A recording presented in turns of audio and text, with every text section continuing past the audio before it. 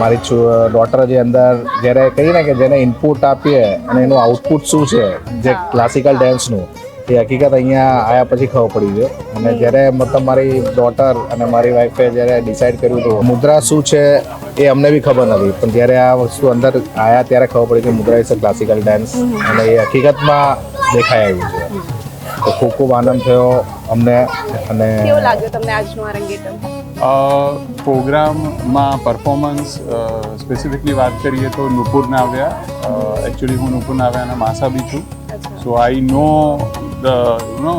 The things કે 7 વર્ષથી they are trying hard okay for this. અને બીજું last 15 days I have seen this they are rehearsal okay.